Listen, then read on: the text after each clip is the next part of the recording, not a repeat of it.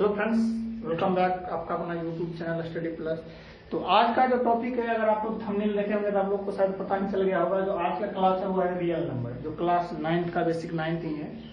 तो आज का जो क्लास हुआ 9th का रियल नंबर पे, जो इसका मैंने बेसिक जो था पिछले क्लास में बता चुका हूँ। अगर आप लोग नहीं देखे हैं तो उसको जाके उसका भी लिंक इसी वीडियो के डिस्क्रिप्शन आपको मिल जाएगा, आप वहां से उसको देख सकते हैं।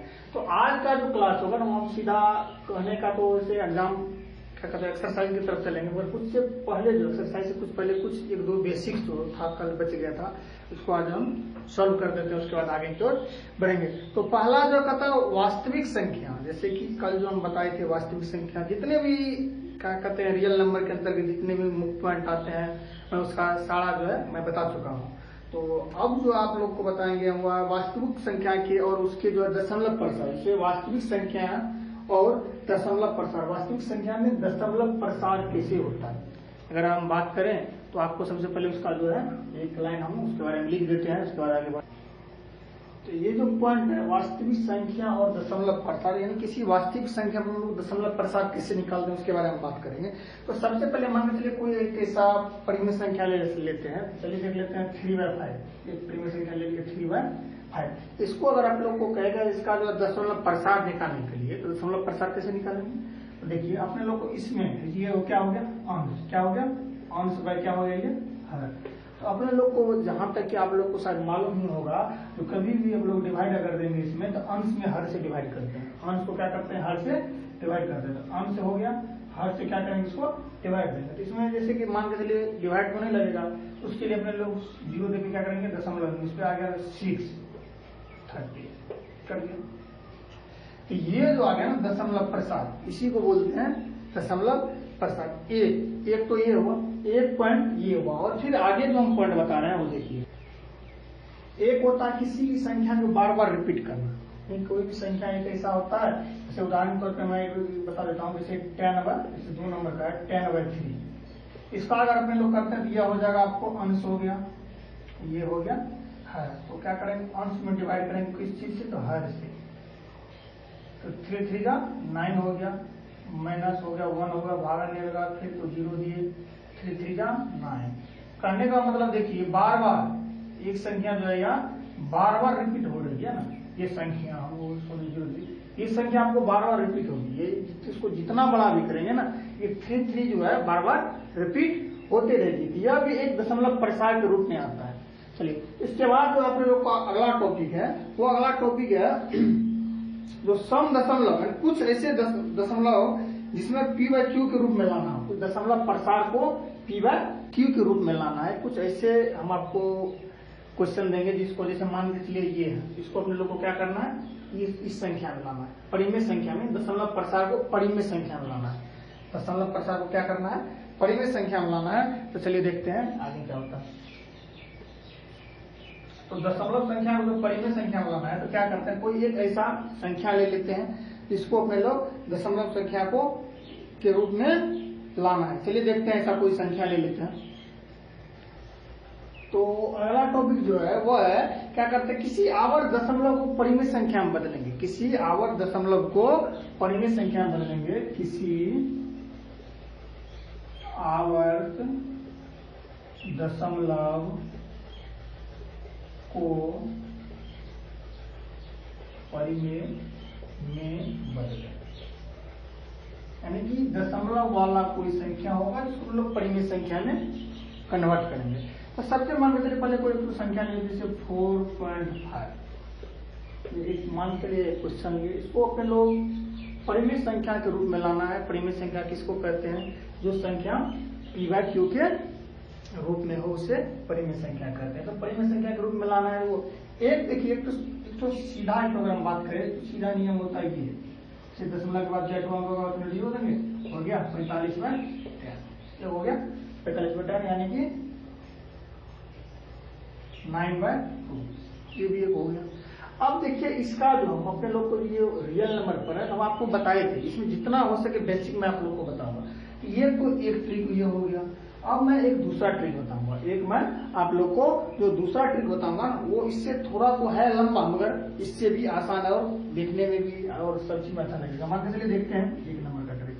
तो दूसरा नंबर ट्रिक जो है क्या करते हैं 4.5, क्या करते हैं 4.5 है 4.5, इसको दोस्तों पर दूसरा एक संख्या ले लेते हैं, एक कोई बता दिए दूसरा विधि से दूसरा को बनाते हैं, जैसे 0.6 हो गया 0. इसको हल करते हैं हम लोग PYQ के रूप में लाते, ये तो आसान सा था इसको करते हैं। इसको अगर लाना है तो क्या करेंगे, मान के चलिए इसको मान लेते हैं, यहाँ पे सॉल्व करते हैं हम लोग, माना कि x बराबर 0.6, x बराबर क्या किए 0.6 मान लिए, x बराबर क्या किए। अच्छा एक बात, दशमलव के बाद इसमें क्या अंक है, दशमलव के बाद एक अंक है ना, दशमलव के बाद यानी किसी भी संख्या, जैसे 1 पे मैंने 1 0 दिया, कितना हो गया 10, तो दशमलव के बाद जो है वो अंक होगा उतना संख्या, तो क्या करेंगे दोनों साइड गुना करेंगे, एक तो इस साइड एक तो इस साइड। तो क्या करते हैं दोनों तरफ 10 से गुना करने पर, तो दोनों तरफ अगर 10 से गुना कर दिए तो 10x हो गया बराबर, अगर इसमें गुना करेंगे तो 6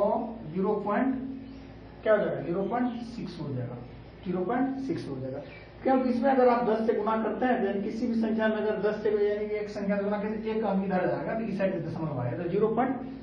आ जाएगा 6.666 ऐसे आएगा। तो चलिए आप लोग यहाँ तक समझ गए होंगे।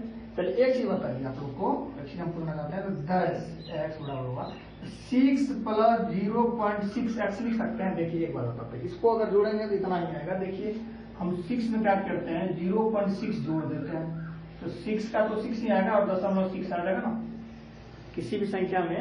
अगर इसको हम दो पार्ट में बांट लिए, यहाँ तक तो आप लोग समझ गए। इससे आगे देखते हैं, यहाँ पे सर वीडियो आप लोग को अच्छा से नीचे वाला पार्ट से नहीं आता होगा, देख लीजिए नहीं आया। तो देखिए ये जो है 6 क्या करते हैं, इसको इस टॉपिक को हम फिर से बता देते हैं।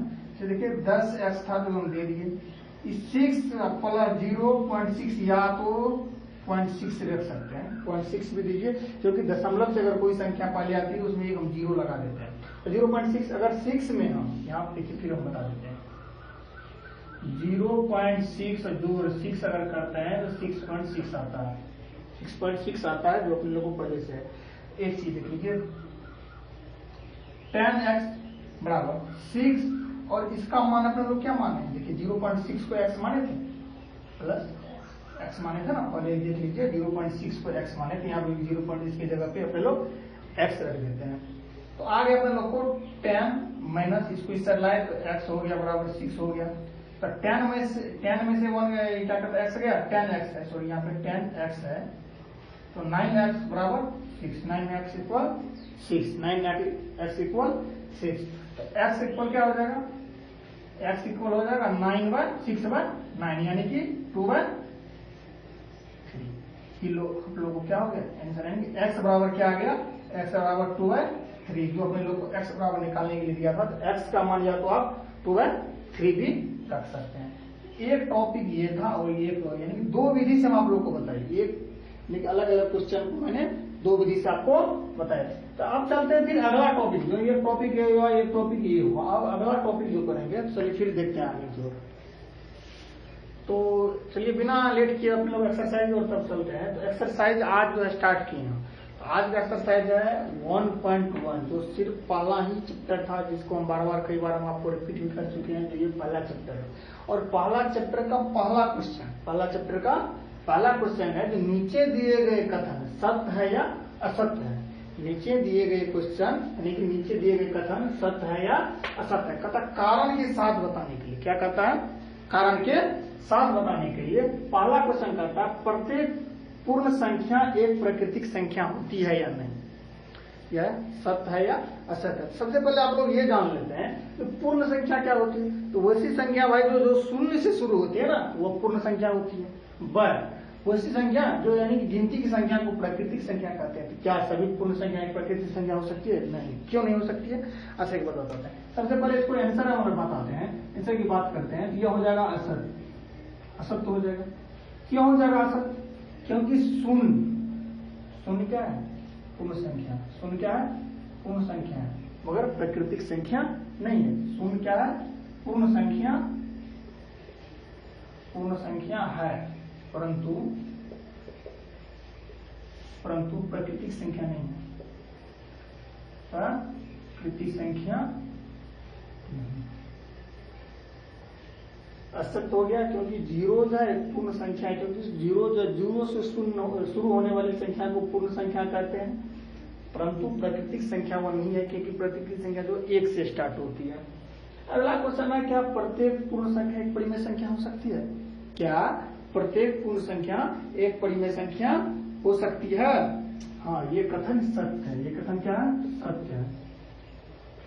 प्रत्येक पूर्णांक संख्या एक परिमेय संख्या हो सकती है। जैसे उदाहरण के तौर पर मैं आप लोग को एक चीज बता देता हूँ, जैसे कि क्योंकि प्रत्येक पूर्णांक संख्या m, मान के चलिए कोई पूर्णांक संख्या m ले लेते हैं, कोई पूर्णांक संख्या m ले लेते हैं, मान के चलिए कोई पूर्णांक संख्या m लिए, इसको परिमेय संख्या बदलने के लिए क्या करें? किसी को परिमेय संख्या बोले कहते हैं, किसको ये जान लेते हैं, कोई भी संख्या के बदले, जैसे कोई संख्या पूर्णांक संख्या में ले लेते हैं, मान के चलिए पूर्णांक संख्या मान के चलिए कुछ ले लिए, एक ले लिए, इसको अपने लोगों को परिमेय संख्या के रूप में बदलना है, 1 से डिवाइड कर दिए, 1/1, या मान लेते हैं m/1, n मान लिए n/1, यानी कि परिमेय संख्या के रूप में उसको हम कन्वर्ट कर सकते हैं। किसको?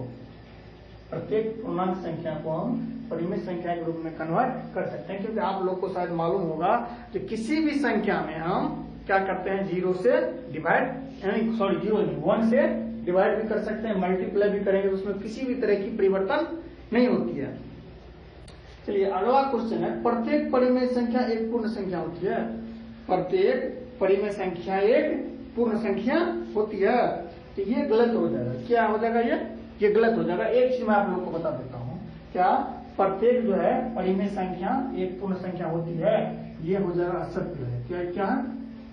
ये क्वेश्चन असत्य है, क्योंकि 4/4, क्योंकि देखिए हम आपको बताते हैं 4/4 क्या है? परिमेय संख्या है। 4/4 क्या है? परिमेय संख्या है, क्योंकि आप लोगों को मालूम होगा कोई p/q के रूप में जो संख्या उसको परिमेय संख्या कहते हैं। तो 4/4 क्या है? परिमेय संख्या है। 4/4 क्या लेंगे? ये तो वो कट के 0 हो जाएगा ना, 5/4 कर देते हैं ना।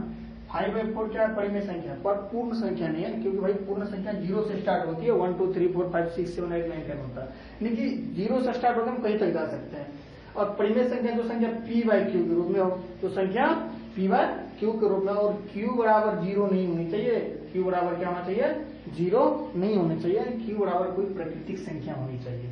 ठीक है, तो ये 3 क्वेश्चन था जो एक्सरसाइज 1.1 का 1 नंबर का था। अब मैं इसके जो जैसे मान के चलिए इसमें 5 क्वेश्चन था, तो 3 तो मैं बता दिए, अब बच गया इसमें 2, तो फिर भी आगे इसको देखते हैं, 2 क्वेश्चन आगे की ओर, 2 क्वेश्चन ये रहा। तो अगला क्वेश्चन दिया हुआ है, यदि कोई परिमेय संख्या p/q पूर्णांक है, तो q बराबर ±1 हो सकता है। ये मान के चलते हैं, कोई एक पूर्णांक परिमेय संख्या ले लेते हैं, कोई परिमेय संख्या ले लेते हैं, जैसे 4/2 ले लेते हैं, 4/2 ले ली। 4/2 क्या है? एक कोई परिमेय संख्या जो p/q के रूप में है। अच्छा ये बता, इसको काट के कितना हो गया? 2 हो गया। 2 क्या हो गया? पूर्णांक संख्या जो देखिए ये 0 से बड़ा है, q का मान क्या हो गया अपने लोग को? q, जैसे यहाँ कहा था q बराबर ±1 होना चाहिए, जबकि यहाँ पे 2 हो जाते हैं, असत्य। ये तथ्य क्या है? असत्य। क्या है? असत्य। अगला दिया हुआ है, कहता है यदि कोई परिमेय संख्या p/q पूर्णांक नहीं है, यदि कोई संख्या p/q पूर्णांक नहीं है, तो q बराबर ±1 नहीं हो सकता है। यह कथन सत्य है। यह कथन क्या है? सत्य है। यह कथन सत्य है। जैसे उदाहरण के तौर पर मैं आप लोग को एक बात समझा देना चाहता हूँ, से चीज बता देते हैं। से यदि कोई संख्या मान के चलिए सत्य है, क्योंकि देखिए अगर q बराबर +1 लेते हैं, तो q बराबर +1 लेते हैं, q बराबर क्या करते हैं? +1 लेते हैं, तो देखिए इसके नीचे में न कुछ तो q बराबर न कुछ तो 1 है, क्या है? न कुछ तो 1 से हम किसी भी संख्या में 1 से डिवाइड दे सकते हैं, और इसका जो रिजल्ट अपने लोग को क्या आएगा? p दिया होगा, क्यों इसका रिजल्ट क्या आएगा? q बराबर 1 आ जाएगा, +1। ये क्वेश्चन क्या है? सत्य। चलिए अपने लोग चलते हैं, ये 1 नंबर का क्वेश्चन था, वो अपने लोग सॉल्व करते हैं, यानी कि एक्सरसाइज 1.1 का दूसरा नंबर क्वेश्चन, 1.1 का दूसरा नंबर क्वेश्चन तो क्या है, देख लेते हैं।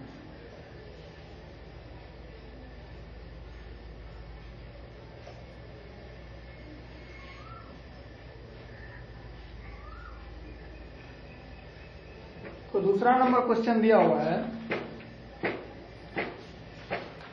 कहता है निम्नलिखित पूर्णांकों को परिमेय संख्या के रूप में लिखने के लिए कुछ संख्या दिया हुआ है, इसको कहता है परिमेय संख्या के रूप में लिखने के लिए। 2 नंबर का क्वेश्चन है, कहता है निम्न संख्याओं को यानी कि निम्नलिखित पूर्णांक को निम्नलिखित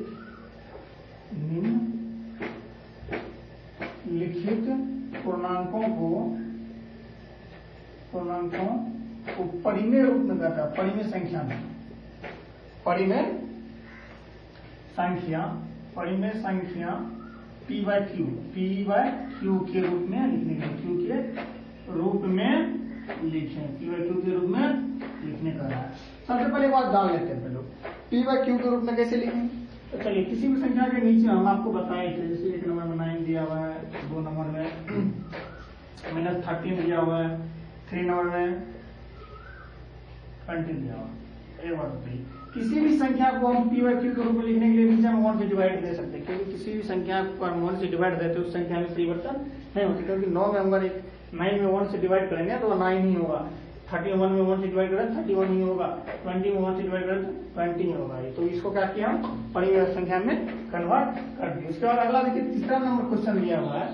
तीसरा नंबर क्वेश्चन जो है वह कहता है क्या p बाय क्यू परिमेय संख्या है। कहता है क्या p बाय क्यू परिमेय संख्या है यदि p बराबर 0 हो। कहता है यदि 3 का 1 नंबर है, कहता है यदि p बाय क्यू परिमेय संख्या है, परिमेय संख्या है, क्या p बाय क्यू परिमेय संख्या है यदि p बराबर, p इक्वल 0 दिया है। कहता है अपने लोग को दिया हुआ अगर कोई संख्या p बाय क्यू के रूप में हो, वो परिमेय संख्या होगा अगर p बराबर 0 दिया हुआ हो, तब क्या p बराबर 0 दिया हुआ अगर क्या होगा, सही होगा।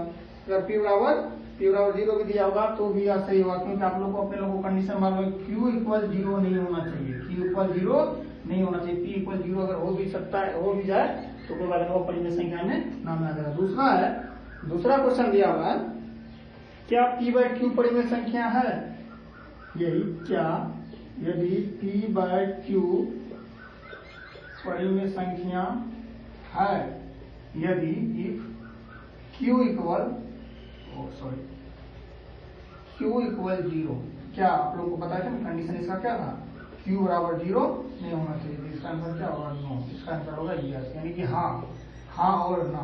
इसका क्या होगा, ये नहीं होगा, क्योंकि आप लोग को पता होगा कि किसी भी परिमेय संख्या में अगर p बाय क्यू के रूप में लिखा जाता है, परिमेय संख्या पहले समझ लेते हैं, परिमेय संख्या वैसी संख्या जो p बाय क्यू के रूप में लिखा जाता है और q इक्वल 0 नहीं होनी चाहिए। क्या होना चाहिए, q इक्वल 0, यानी q कोई प्राकृतिक संख्या होनी चाहिए, ना कि पूर्ण संख्या में उसमें भी 0 छोड़ के कोई भी संख्या हम दे सकते हैं। तो चलिए देखिए 2 नंबर का क्वेश्चन सॉल्व हो गया। अब चलते हैं अपने लोग क्वेश्चन नंबर 3 का ये भी सॉल्व हो गया दोनों। अब क्वेश्चन नंबर चलते हैं 4 पे।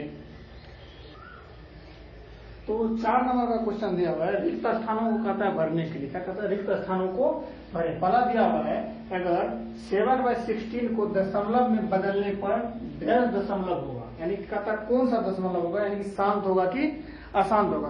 तो शांत और अशांत पहले देख लेते हैं। शांत वैसी संख्या जैसे मान लीजिए 16 है, अगर 16 का हम गुणनखंड करते हैं, अगर गुणनखंड 2 और 5 आए ना, अगर गुणनखंड 2 और 5 आए तो वह शांत होगा, अगर नहीं आएगा तो वह अशांत होगा। ऐसे देख लेते हैं। इसमें 2 से अगर डिवाइड किए तो 8 होगा, फिर इसमें 2 दिए तो 4 होगा, फिर इसमें दिए तो 2, यानी कि 2 का स्क्वायर 2 पे पावर 4 हो जाता है। तो 2 पावर अगर 4 हो जाता है ना, यह शांत होगा। इसका हम आगे जो इस पे जो बेसिक होगा वो आगे सवाल चलेगा, तो अभी तक जो जान लेते हैं। तो यह क्या हो जाएगा, शांत हो जाएगा।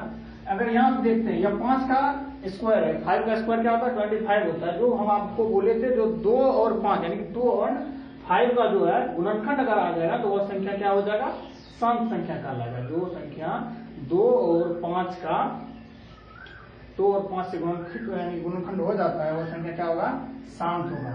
ये भी क्या होगा, शांत। ये देखिए 12 है, ये 2 का जो है ना गुणनखंड तो होता है, जैसे देखिए 2 का पूर्ण रूप से नहीं होता, जैसे 12 है ना, तो 2 से दिए 6 हुआ, 2 से दिए 3 आ गया ना, तो ये इसलिए अशांत हो जाएगा। क्या हो जाएगा, ये अशांत आ जाएगा। क्या आ जाएगा, ये अशांत आ जाएगा।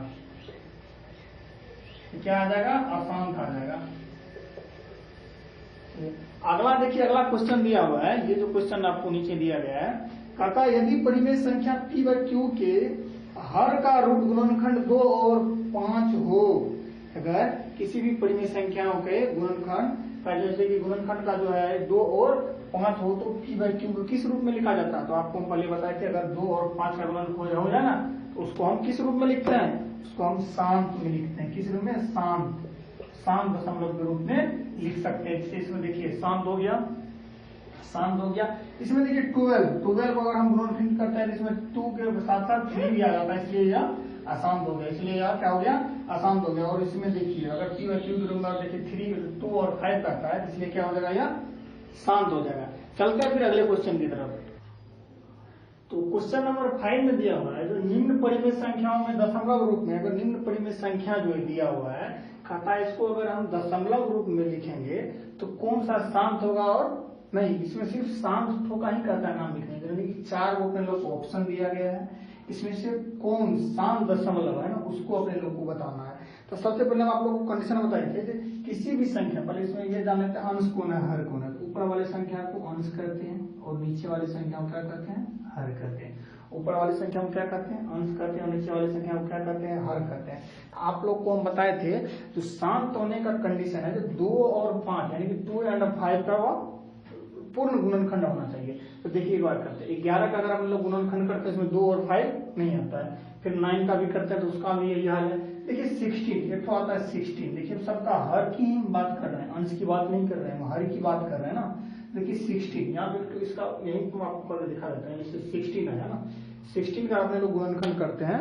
देखिए 16 हो गया, इसमें अगर 2 से डिवाइड करते हैं तो 8 हुआ, फिर 2 से किए 4 हुआ, फिर 2 से किए 2 हुआ। इसमें 2 या तो सिर्फ 2 ही आएगा या 5 नहीं आएगा सिर्फ, या 2 और 5 दोनों आएगा। ये कंडीशन में क्या करते हैं, वो शांत संख्या होती है। ठीक है 30 का अपने लोग अगर निकालते हैं कि 2 से दिए 2 से दिए तो 15 हो गया। फिर आप देखिए इसमें 3 देना पड़ेगा, क्योंकि इसमें देखिए फिर 3 आ गया, 2 और 5 तो आया, मगर इसमें 3 भी आ गया। 3 आ जाने के कारण क्या हो गया? यह भी अशांत हो गया, यह भी अशांत हो गया, यह भी अशांत हो गया। शांत कौन हो गया? यह। तो इसका आंसर क्या होगा? शांत इसमें से अगर कहता है लिखने के लिए, शांत संख्या इसमें क्या होगा? 9/16। 9/16 क्या होगा? शांत संख्या होगा। किसमें? निम्न परिमेय संख्याओं के को अगर दशमलव रूप में लिखेंगे, इसमें से शांत दशमलव कौन होगा? तो वह होगा 9/16, जो 1 नंबर का क्वेश्चन है और 1 मार्क में यह सब क्वेश्चन पूछा जाता है। यह सब क्वेश्चन जो है 1 मार्क का क्वेश्चन है, सिर्फ 1 ही मार्क एग्जाम वाले में सिर्फ 1 मार्क में पूछा जाता है। दूसरा क्वेश्चन इसमें दिया हुआ है, यदि निम्न परिमेय संख्याओं को अगर दशमलव रूप में लिखेंगे ना, अगर निम्न इसमें जो परिमेय संख्या दिया हुआ है तो इसको कहता है दशमलव रूप में लिखेंगे हम, तो अशांत इसमें से कौन सा होगा? इसमें से जो 4 अपने लोग को ऑप्शन दिया हुआ ना, इसमें कौन सा परिमेय संख्या अशांत होगा? इसमें तो शांत का बात कर रहे थे, इसमें अशांत की बात कर रहे हैं। तो उसमें से अपने लोग ऐसा चयन करेंगे, ऐसा निकालेंगे जिसमें से 3 यानी कि 5 और 2 का गुणनखंड नहीं होना चाहिए। देखिए 8 का अपने लोग जहां तक की बात करते हैं तो देखिए 2 2 4 2 देखिए सिर्फ 2 ही आया, यह भी क्या हो जाएगा? शांत हो जाएगा। यह भी क्या हो जाएगा? शांत हो जाएगा। अगर 25 की हम बात करें तो 5 5 जाएगा 25, यह भी शांत हो जाएगा। जब बात करते हैं 20 की, 20 अगर बात करें तो 2 से दिए 10 हुआ, फिर 2 से दिए 5, यानी 2 और 5 आया। इसमें